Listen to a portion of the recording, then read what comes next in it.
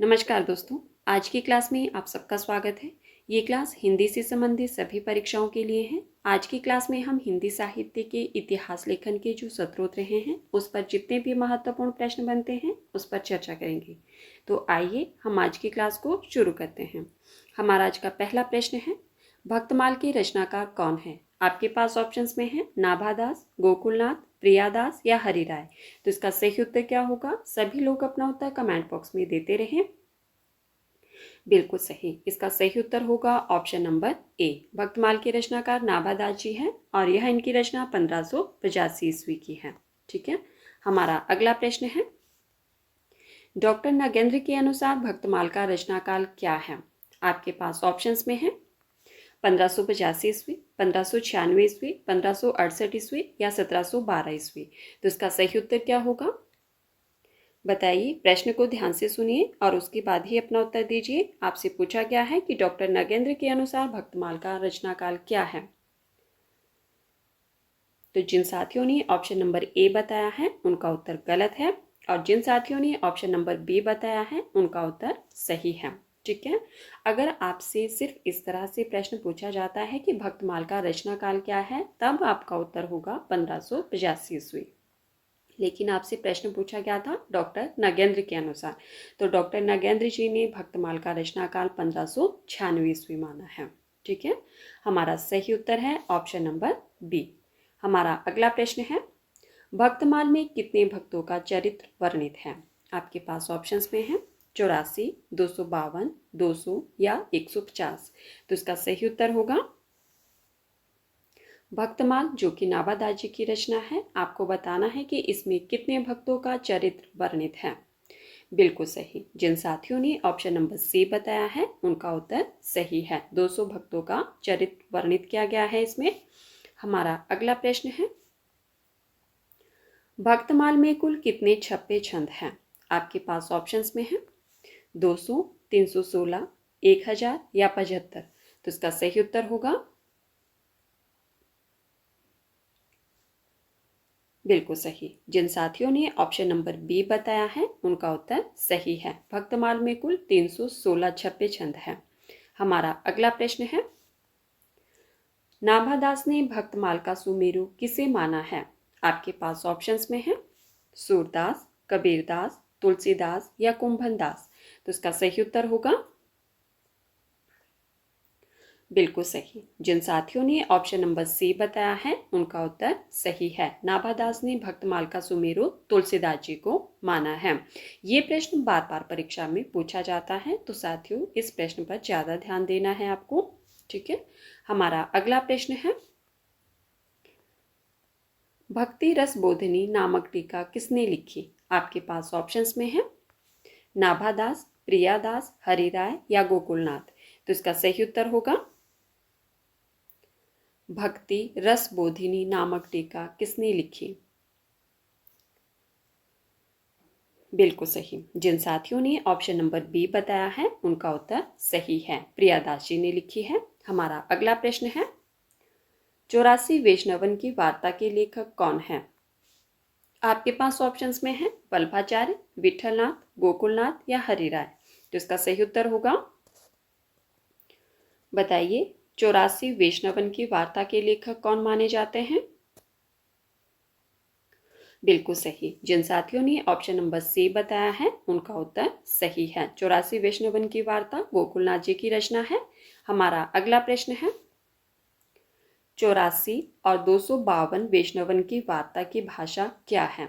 आपको बताना है, अभी हमने पढ़ा कि 84 वैष्णवन की वार्ता के लेखक गोकुलनाथ जी हैं। अब आपको बताना है कि यह किस भाषा में रचित है। आपके पास ऑप्शंस में है अवधी, ब्रजभाषा, खड़ी बोली या मैथिली। तो इसका सही उत्तर होगा, बताइए, 84 वैष्णवन की वार्ता और 252 वैष्णवन की वार्ता किस भाषा में रचित है? बिल्कुल सही, जिन साथियों ने ऑप्शन नंबर बी बताया है उनका उत्तर सही है। ब्रजभाषा गद्य में रचित है ये। ठीक है, हमारा अगला प्रश्न है, 84 और 252 वैष्णवन की वार्ता पर भाव प्रकाश नाम की प्रसिद्ध टीका किसने लिखी थी? आपके पास ऑप्शंस में है गोकुलनाथ, हरिराय, वल्लभाचार्य या प्रियादास? तो इसका सही उत्तर होगा, आप जानते हैं कि 84 और 200 वैष्णवन की वार्ता पर भाव प्रकाश नाम से एक प्रसिद्ध टीका लिखी गई थी। आपको बताना है कि वह प्रसिद्ध टीका किसने लिखी थी।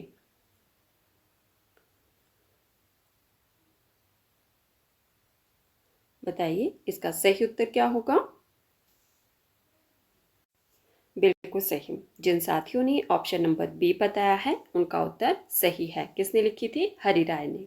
हमारा अगला प्रश्न है, कवि माला के रचनाकार कौन है? आपके पास ऑप्शंस में है तुलसीदास, तुलसी कवि, प्रवीण कवि या सरदार कवि? तो इसका सही उत्तर होगा, बताइए कविमाला के रचनाकार कौन है? बिल्कुल सही। जिन साथियों ने ऑप्शन नंबर बी बताया है उनका उत्तर सही है, तुलसी कवि। हमारा अगला प्रश्न है, कविमाला तुलसी कवि जी की रचना है 1655 की। ठीक है। हमारा अगला प्रश्न है, कविमाला, ये देखिए कविमाला 1655 ईस्वी की रचना है तुलसी कवि की। आपको बताना है कि इसमें कितने कवियों का संग्रह है। आपके पास ऑप्शंस में है 75, 44, 17 या 150। तो इसका सही उत्तर होगा, बिल्कुल सही। जिन साथियों ने ऑप्शन नंबर ए बताया है उनका उत्तर सही है। कविमाला तुलसी कवि की रचना है 1655 ईस्वी की और इसमें 75 कवियों का संग्रह है। हमारा अगला प्रश्न है, कालिदास हजारा के रचयिता कौन है?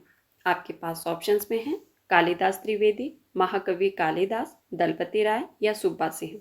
तो इसका सही उत्तर होगा, कालिदास हजारा के रचयिता कौन माने जाते हैं? बिल्कुल सही। जिन साथियों ने ऑप्शन नंबर ए बताया है उनका उत्तर सही है। कालिदास हजारा कालिदास त्रिवेदी जी की रचना है। हमारा अगला प्रश्न है, कालिदास हजारा में कितने कवियों के पद संकलित हैं? आपके पास ऑप्शंस में है 75, 150, 212 या 44। तो इसका सही उत्तर होगा, कालिदास हजारा जो कि कालिदास त्रिवेदी जी की रचना है। आपको बताना है कि इसमें कितने कवियों के पद संकलित हैं। बिल्कुल सही। जिन साथियों ने ऑप्शन नंबर सी बताया है उनका उत्तर सही है, 212 कवियों के पद संकलित है इसमें। हमारा अगला प्रश्न है, रीतिकाल में नायिका भेद पर लिखा पहला वैज्ञानिक ग्रंथ कौन सा है? प्रश्न को ध्यान से सुनिए। प्रश्न पूछा गया है कि रीतिकाल में नायिका भेद पर लिखा गया पहला वैज्ञानिक ग्रंथ कौन सा है? आपके पास ऑप्शंस में है भाषा भूषण, वधु विनोद, रसचंद्रोदय या सुंदरी तिलक। तो इसका सही उत्तर होगा, बताइए इसका सही उत्तर क्या होगा। बिल्कुल सही। जिन साथियों ने ऑप्शन नंबर बी बताया है उनका उत्तर सही है, वधु विनोद। ठीक है। हमारा अगला प्रश्न है, अलंकार रत्नाकर के लेखक दलपति राय और कौन है? आप जानते हैं कि अलंकार रत्नाकर के लेखक एक तो दलपति राय जी है और दूसरे का नाम बताना है आपको कि कौन है। आपके पास ऑप्शंस में है वंशीधर, सुभाषी, प्रवीण कवि या माता दीन मिश्र। तो इसका सही उत्तर होगा, साथियों अगर आप इन प्रश्नों से प्रसन्न हैं तो प्लीज़ वीडियो को लाइक कर दीजिए और अगर हो सके तो वीडियो को ज़्यादा से ज़्यादा शेयर भी कर दीजिए।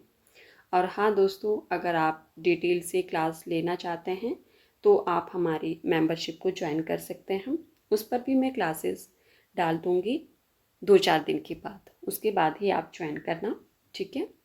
तो बताइए इसका सही उत्तर क्या होगा। बिल्कुल सही। इसका सही उत्तर होगा ऑप्शन नंबर ए, अलंकार रत्नाकर के लेखक दलपति राय और वंशीधर हैं। हमारा अगला प्रश्न है, अलंकार रत्नाकर किस राजा के दरबार में लिखा गया? आपके पास ऑप्शंस में है राजा देवशरण, महाराणा जगत सिंह, कासिम अली या जसवंत सिंह। तो इसका सही उत्तर होगा, बताइए।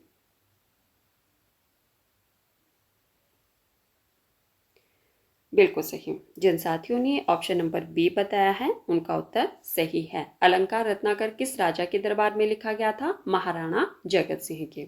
ठीक है। हमारा अगला प्रश्न है, सार संग्रह के रचनाकार कौन है?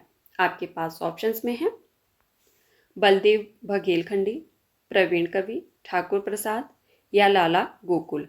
तो इसका सही उत्तर क्या होगा? सार संग्रह के रचनाकार कौन है? बिल्कुल सही। जिन साथियों ने ऑप्शन नंबर बी बताया है उनका उत्तर सही है। प्रवीण कवि जी की रचना है सार संग्रह। ठीक है। हमारा अगला प्रश्न है, सत कवि गिरा विलास की रचयिता कौन है?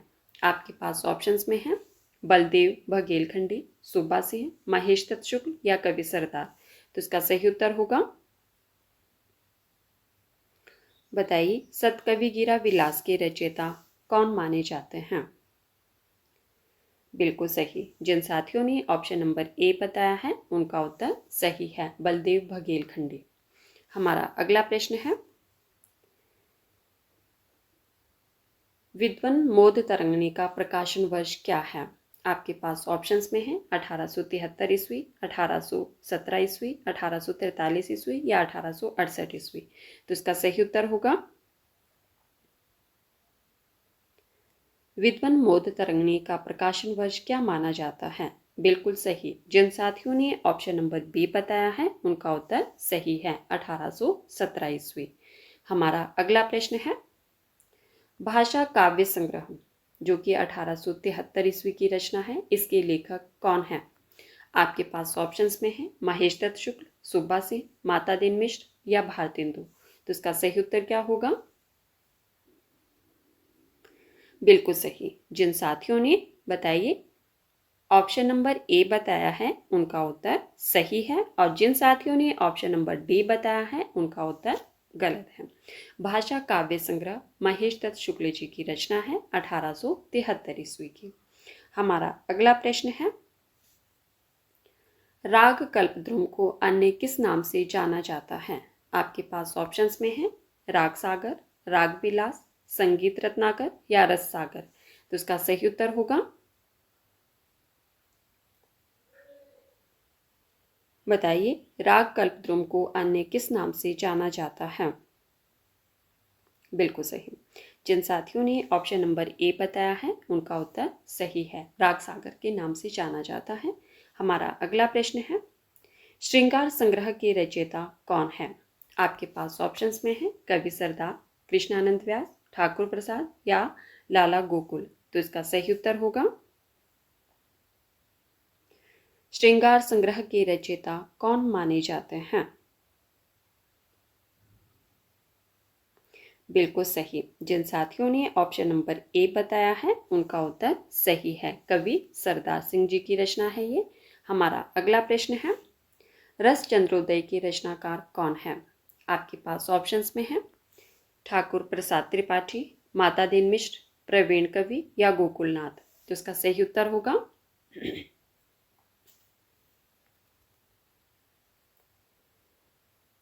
रस चंद्रोदय के रचनाकार कौन है?